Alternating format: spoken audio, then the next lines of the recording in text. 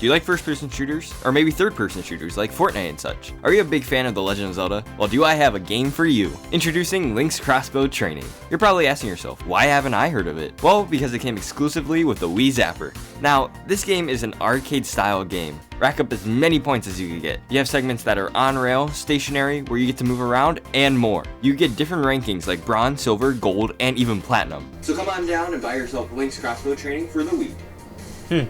I guess I'll try it.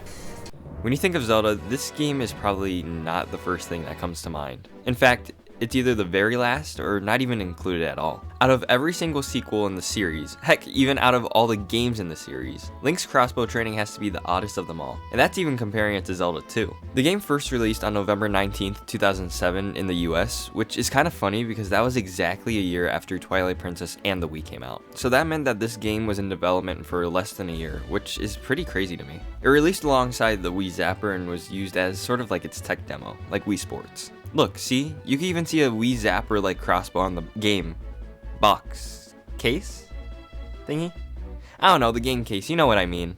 Now, I got the game back in November 2024, complete for $5, which in my opinion, that's a pretty great deal. It didn't come with the Wii Zapper though, sadly. But when I tried to make sure that it was working, I didn't really like the feel of shooting without the Zapper, so I kind of just put it in my collection and didn't touch it. It wasn't until December 2025 when I brought the game back out to play with my best friend, who had never seen or heard about this game, and his favorite game's Twilight Princess. Get a load of this guy, am I right? What a fake fan. Anyways, we were passing the remote back and forth to each other, so we each got a turn, but I did let him play more since he didn't have the game.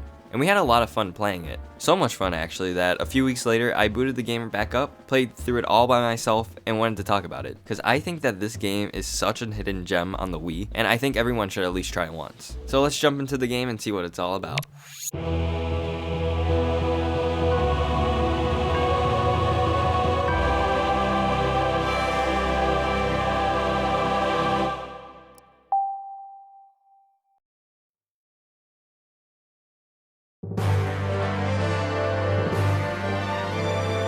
This is Link's Crossbow Training.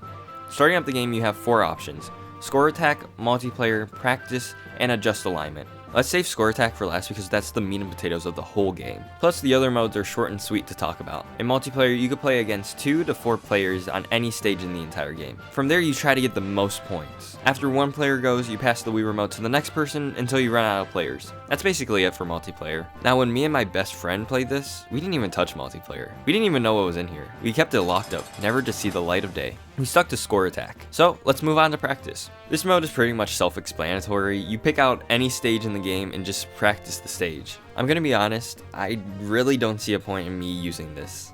Like, the levels in score attack come with 3 stages in each, but they're all so short that I would rather practice in the levels themselves, since the scores in practice can't be carried over to score attack. But they're there if you're having a hard time with a stage or just love replaying a single stage. So go at it. I don't really care what you do. I'm not your babysitter. Why are you even asking me, nerd? It's a joke because I'm also a nerd. And now, we have the most important game mode in the entire game. What you've all been waiting for. The one, the only, adjust alignment. Ha, gotcha. Well, excuse me, Princess, for trying to make a joke on something you probably only look at once.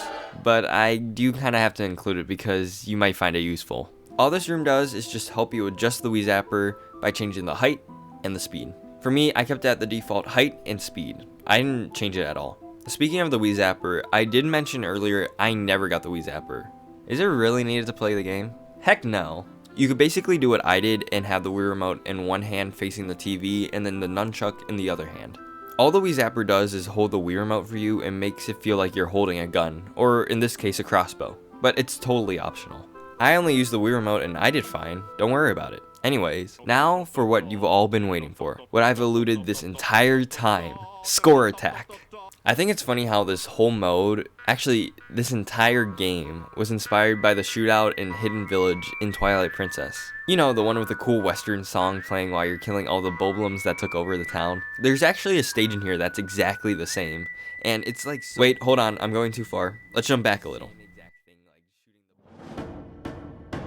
There are 9 levels with 3 stages in each, which in hindsight seems like a lot, but the stages are so short. So short, in fact, that you could finish the game in less than an hour, which I did. Thank you, thank you. I would like my trophy shipped in first class, please. And a cookie. I'll take a cookie. Anyway, each stage has a different challenge for you to complete. Like, you have some where you're shooting targets on Goron's, rocks, I guess, if you want to put it like that. You also have some where you're going around shooting chofos or other different enemies. And there's way more challenges throughout the game. And they have different shooting styles for you, like either first person or third person shooting, which I honestly like because it gave the developers more opportunities to play around with the mechanics and the challenges. For both views, you're either sitting still or moving around. Personally, I like whenever you're moving around the most because you get to explore the environment. The only thing I don't like is the camera. It only happens whenever you're moving around though, so it's not that bad. But you have to move the cursor to the side that you want to turn the camera, and that, I don't know, that just feels clunky to me. Like, imagine you're trying to walk, aim, and move all at the same time. You can't really see what's on your side, so you have to move your cursor to the left, and uh-oh, there's two boblins there. Time to move my cursor from the left to the center and just try to aim and hopefully hit them. I don't know, I feel like they could have tried to figure out a better way to use the camera because this happens in a lot of stages. But I get it. Working with the Wii Remote in the position that it's in, there's not really that much wiggle room you could do with it, so I'll let this issue slide. At first, only 3 levels are unlocked. You have to complete the level to unlock the next one. Going into each level, as I said, has 3 stages. Your goal in each stage is to get as many points as you can, and based on how well you did, you get rewarded a Hylian crest. If you score more than 20,000 points, you get a bronze crest. If you get 40,000, you get a silver, 60,000 for gold, and then 80,000 for platinum. If you don't make it to 20,000, you kind of suck and don't get to move on to the next level. That did happen to me only once though, so I only suck a little. You can play the levels as much as you want to get a higher score. I think its replayability is why I really like this game so much. Like, my favorite level is level 3 because of how easy it is to get points in all 3 stages. The first time I beat it, I got a silver crest. The second time, I got gold. And then the third time, I got my one and only platinum so far. And I even got over 100,000 points. I think just the thrill of knowing that you can improve your score, look for ways to get more points, improve your skills, and more make this an amazing game. But you may be asking, how do I get more points? Good question, you. Hey, you read my mind. Now get out of there. It's dangerous. Take this. Reference. To get the most points, just complete as much of the main objective as you can. You can actually get a multiplier by shooting the main targets all in a row, racking up even more points to get a better score. Unless you're me, where you have a multiplier, then miss a shot, lose the combo, and then just start spamming everywhere, whether you hit something or not. Yes, I'll admit it. I suck even more than I let on to. I just needed the points, okay? Don't sue me. There are other ways that you can earn points though. You won't get nearly as many points as shooting the main objectives, but they're there to get easy points if you just want to top off your score. Basically anything in the background is up for grabs, like icicles, the scarecrow that's actually almost in every level, and pots, especially pots. A classic in the Zelda series of breaking pots. You can find pots almost everywhere, and a cool thing about shooting stuff around the environment is that they could hide secrets. Like in each level, there's a hidden yellow rupee that you can find. It's usually in a pot, but sometimes it's not. Hey, that rhymed. Shooting it right away could get you 1,000 points, but the longer that it's out, the less points you get, so make sure you shoot it right away. But don't worry, you could also lose points. There are things in the levels that you could shoot, but they make you lose points, like targets with X's. Duh. And those stupid Okos. Ukus? Yeah, Ukus. Man, I usually like these chickens, but this level drives me crazy. Every time I play it, I somehow always hit a bunch of them and lose a ton of points. It sucks. They suck. Stop flying into my arrows. Speaking of arrows, there is actually 3 types of arrows in the game. You have the usual arrows that you shoot with all the time. You also have bomb arrows if you hold down the B button. This one you do have to get used to because whenever you first press the button down, it does shoot irregular arrows, so if you have a streak going, make sure you're paying attention to what you're shooting at. And finally, you have the automatic arrows. You get these by shooting green targets, mainly bats. Once you shoot them, it turns your crossbow into an SMG. Yay, Fortnite!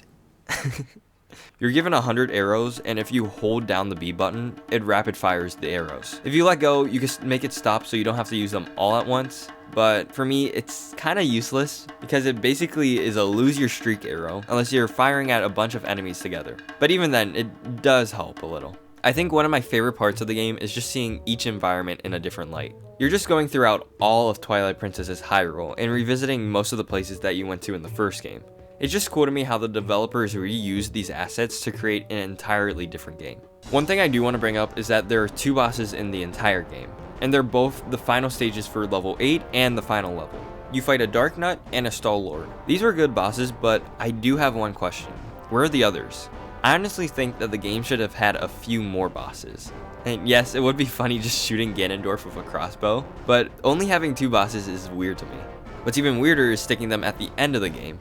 If I were to place bosses, I would probably add 2 to 3 more bosses and just scatter them among the levels. And you know what's something I just thought of? Midna was nowhere to be seen in the game. Mainly because this is the sequel to Twilight Princess, meaning she's back in the Twilight realm, which would make sense why Ganondorf isn't here and why Link is playing around with his crossbow. But with that logic, would you like to explain why there's 2 bosses here that you defeat in the main game? I don't know, I can't wrap my head around how this works. But it would have been cool to see some sort of Twilight representation, like either a picture of Midna on a wall or just like Twilight enemies or something, anything Twilight. But overall, I think this game is a blast. As something that is completely different than anything else in the series, I think it did an amazing job of recapturing the world of Twilight Princess, while trying something new and making it its own game. This game is so unique, so addicting, and so experimental. I think that this game is such a hidden gem and more people should play it and talk about it. Even though it's such a short game, you could spend countless hours just trying to get a better score. And with that, that is my thoughts and feelings about Link's Crossbow Training. But what do you think? Have you played this game before? If you have, what's your favorite level? I would love to talk to all you guys in the comments. I had a lot of fun making this video, so please, if you haven't already and would like to, hit that subscribe button. It would mean a lot to me and I hope you stick around. Thanks for watching and I'll see you guys later. Bye.